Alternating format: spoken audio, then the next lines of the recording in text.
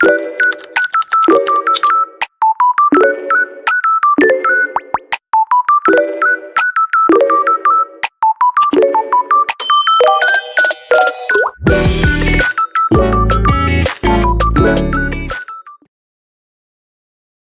is Charlotte for easy listening. We are on chapter 2 of the Hedgewitch. There's no such thing as fairies. The missing girl was a first former named Jane Wren. Jane wasn't in Cassie's dormitory, but Cassie knew her from geography, where she sat in the front row. Jane had been out shopping and was left alone in the park, eating licorice, while her mother went into a dressmaker's. When she returned, Jane had vanished. Cassie heard all the details soon enough. Everyone was talking about Jane. They whispered in the halls between classes, compared rumours while brushing their teeth, and were still talking about it after lights out, so that matron had to come in 3 times to tell them to hush. Everyone wanted to know what happened to Jane. Had she simply run away? This was Cassie's first thought, given that she considered it herself at least 3 times a week. But by all accounts, Jane had been happy at school. She had friends, and she was good at lessons and games. She'd done nothing to attract the attention of the hockey team, and had a loving family who came to visit her every second Sunday and took her out for shopping and tea in town. No, it seemed that wherever Jane had gone, it was against her will. The school buzzed like a beehive with rumour and speculation, but Jane was not the first child to go missing that year. Children had been disappearing all over London. Only a week before, 2 little boys had vanished from the theatre, while their father went to buy tickets. In March, a brother and sister had disappeared from Charing Cross Station. And just before Christmas, a girl had gone missing in Kensington Gardens. Her parents took out advertisements, but she was never found. It was in all the papers, and the word had spread even to the inmates of Fowl House.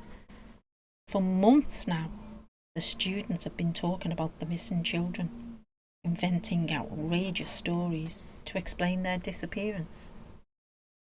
Theories ranged from a mad scientists needing subjects for their experiments, to a pack of hungry hyenas escaped from London Zoo.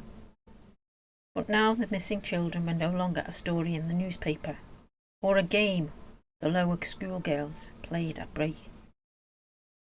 The threat was real, and far too close for comfort. Whatever had happened to Jane Wren could have happened to any one of them. By far the most exciting outcome of Jane's disappearance was the investigation. The following day the police turned up at Fowl House. There were 2 constables, a detective in a grey suit, and a warden. The warden wore a long black cloak, studded with badges, and carried a sword. Her arrival caused a flurry of excitement and fresh speculation.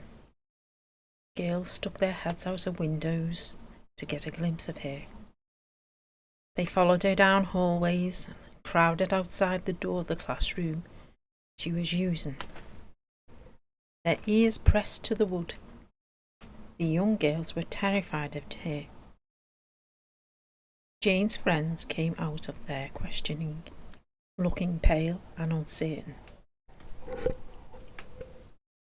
Wardens were a rare sight in London, a secret of an ancient branch of the police or the military. No one was really sure. They never appeared in newspapers or on the wireless. But there was always a warden present when a king made a public appearance, and their distinctive uniform commanded a certain amount of respect. Although the students of Fowl House had no idea what the mysterious wardens actually did.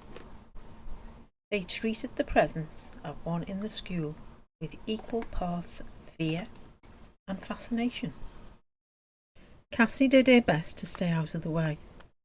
She was as curious as any of the girls, but far too comfortable in her invisibility to risk being questioned by the police. That afternoon, she was hiding in a tree behind the north wing. It was a plane tree, one of the few on the school grounds, big enough to climb and one of Cassie's favourite places to sit and read. She felt safe there. In summer, its leaves sheltered her from view, and even in winter, she found passers-by were unlikely to look up and see her. Cassie had her new book and a peppermint to suck on, and was generally feeling quite content until she heard voices below. "I still say it's an ordinary case of kidnapping. Posh girl goes missing. Ransom note will turn up in a few days, mark my words," said a male voice. "All this iron. It's as if the school was built to keep them out. Of course, they took her from the park, off school grounds. Have your men searched the area she was last seen?" asked another female. "Course, several times over, not a hair left behind. No footprints neither, of the girl or whoever took her. Bit odd that, I'll admit, but then maybe they were careful, kept to the gravel like." They were talking about Jane Wren. Cassie found that by twisting slightly, she could see them through the overlapping branches. There was the detective. He'd taken off his hat, was running a hand through his sparse hair. Across from him was a tall woman in a black cloak, the warden. She stood with her back to the tree, and Cassie could not see her face, only a cloud of golden hair. "I've spoken to the girl's teachers and friends. They know nothing. I can only assume she was taken by chance, as the others have been. The poor girl was simply in the wrong place at the wrong time." "You don't think it's related, surely?" asked the detective, raising his bushy eyebrows. "Most certainly," said the warden. "That is, after all, why I'm here. Now I'd better speak with the headmistress. She must take extra precautions for the safety of the girls." Cassie wished the woman would turn around. This might be her only chance to get a glimpse of the warden without being seen herself. She leaned out further, and her movement disturbed the branch which she was sitting on. A single dead leaf, left over from autumn, floated softly to the ground and landed at the woman's feet. Cassie held her breath. "She'll be wanting to keep her name out of the papers, I expect. They'll be all over this once they realise your lot are involved. Surprised the place isn't crawling with reporters already? Well, I'd better round up the boys then. We'll take one more look around and then head off, I should think." Cassie watched the detective replace his hat, nod to the warden and stride away. The woman in black did not move. "You can come down now," she said. Cassie froze. "I promise I won't bite." She was caught, and whatever the warden intended to do to her, she might as well get it over with. Tucking her book into her satchel, Cassie swallowed the last of the peppermint and scrambled down. The warden stood waiting. Her uniform cut an imposing silhouette. At her waist hung a slender sword with a basket hilt. She was younger than Cassie had expected, and she was smiling. A robin had perched on the branch above her, its head cocked to one side. There was a glint of gold in its beady eye, and something about its gaze that expressed more than usual boldness of robins. When the warden spoke, it did not fly away. "What were you doing up that tree? Nothing suspicious, I trust?" "No, ma'am." Cassie tried to think of a convincing excuse and failed. I was hiding.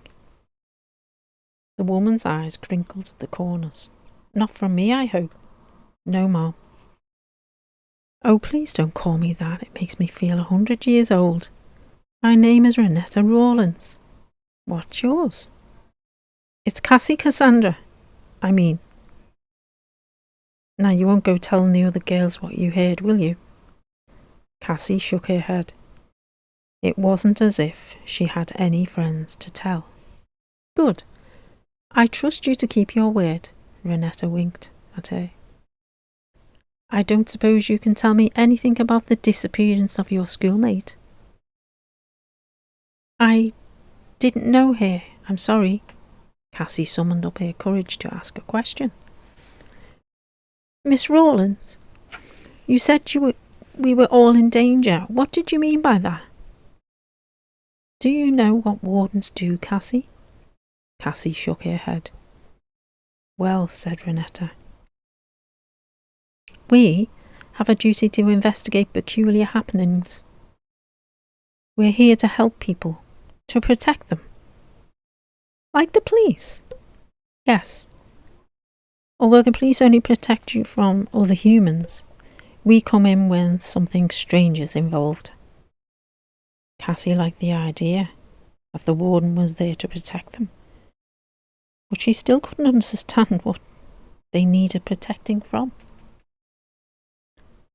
I suppose there's something strange about all these children going missing, said Cassie, hoping this would encourage the warden to divulge more. Do you think you'll be able to find Jane? I hope so, but it may already be too late. There are some places even wardens cannot go. Renetta stopped and frowned. That's an interesting necklace you have there. Cassie realised her key had slipped out from beneath her jersey as she'd climbed down the tree, flashing gold in the sun. She tucked it away quickly. It was my mother's, Cassie explained. She gave it to me before she left. The bell rang. It was the signal for afternoon classes, and Cassie had maths on the other side of the school. She was going to be late. I'm so sorry, I have to go. Cassie began to run in the direction of the west wing. Feeling rude, she turned and waved. It was nice to meet you. Renetta waved back, and Cassie noticed that the robin had flown down to perch on his shoulder. In the wake of these events, life quickly returned to normal at Fowl House. There was still prep to finish, hockey matches to win, and classes to stay awake through. The teachers were even more irritable than usual, and quick to punish any student who interrupted class to ask about Jane Wren. Friday afternoons were particularly dull for Cassie, who had double history with Mr. Hastings. Cassie thought she might like history, if she had a chance. There were kings and queens, knights and battles, shipwrecks and gunpowder plots, the sorts of things that filled her favourite books. Only these stories were true.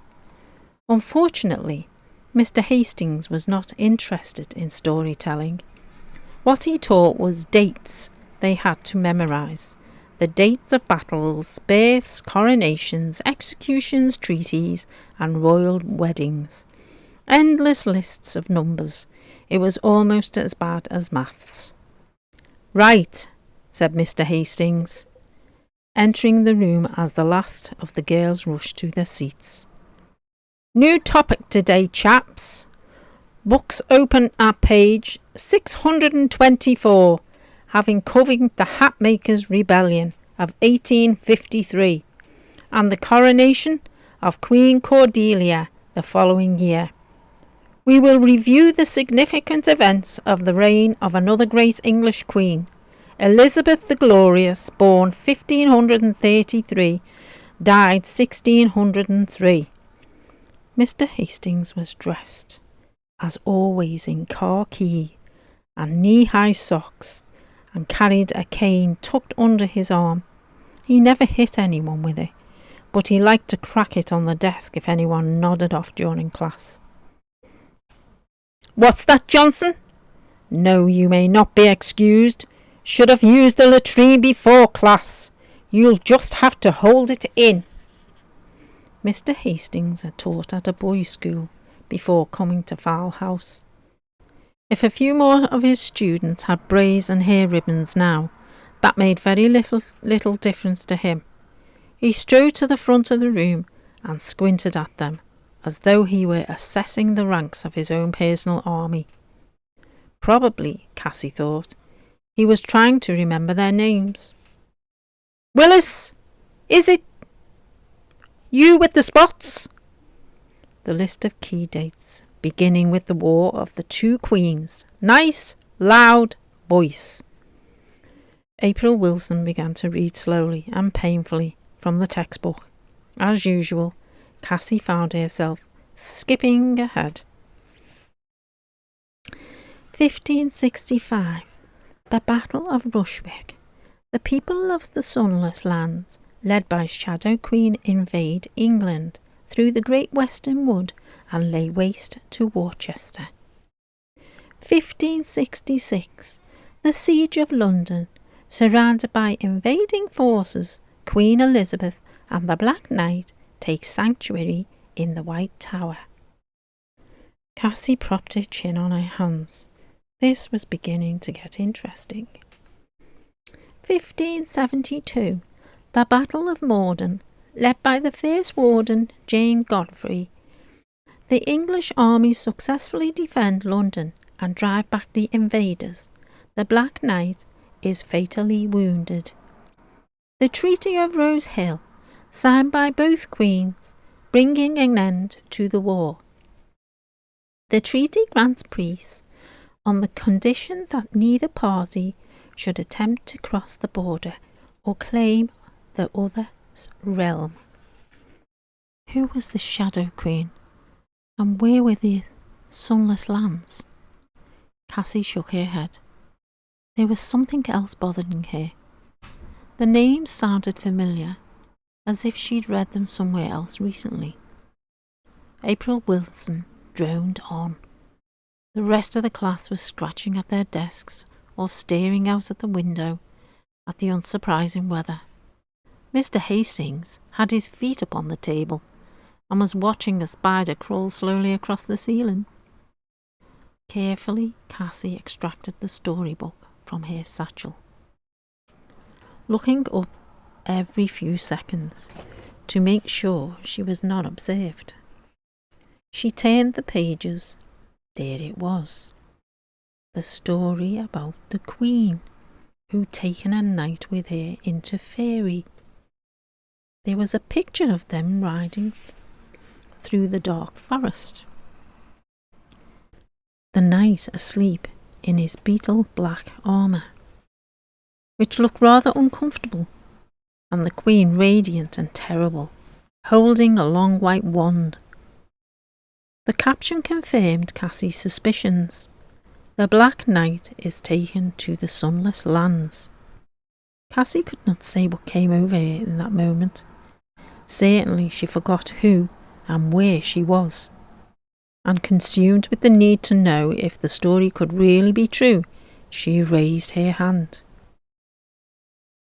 Mr. Hastings didn't notice the first, but as April Wilson finally finished with a sigh of relief and sank back into her chair, he saw the small pink palm waving like a flag at the back of the class.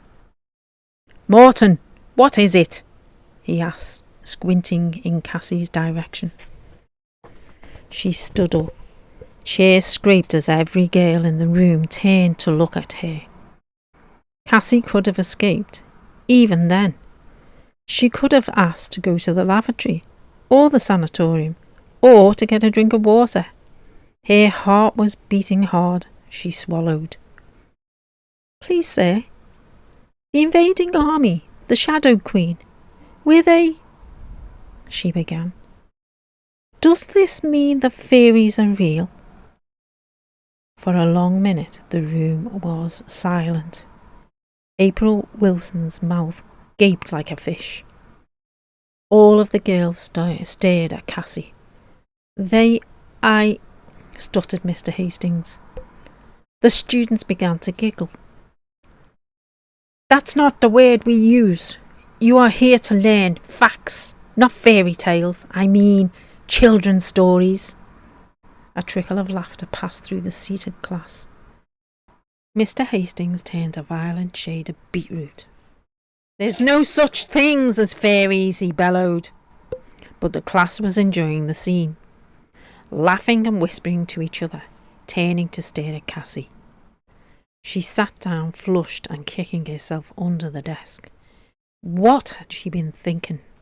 Quiet! That's enough! Called Mr. Hastings, trying to restore order to the class. What you need to remember for the exam are facts. When was the Treaty of Rosehill signed? Anyone? 1572, said Mabel Burren, with a smirk in Cassie's direction. Very good, Brown, said Mr. Hastings. You can read the next page for us. Cassie hunkered down over her book. What had possessed her? She undone all her hard work, months of trying to be invisible. When the bell finally rang, Mr. Hastings called out, Morton, stay behind, please. This garnered more smirks and whispers from the other girls as they filed past her. Cassie packed her books into her satchel and dragged herself to the front of the class. Mr. Hastings scribbled Cassie's name on Monday's date on a slip of pink paper and handed it to her. Detention? Asked Cassie. What for? For disrupting the class, said Mr. Hastings. I will not have my subject taken lightly. No more nonsense about imaginary beings, do you hear me? Cassie frowned. It wasn't fair that she was being punished for asking a question, however silly it may have been. Yes, sir, she sighed. After all, detention was now the least of her problems. And you've been listening to Charlotte. Easy listening. Chapter 3 will be next. The Awful Anniversary.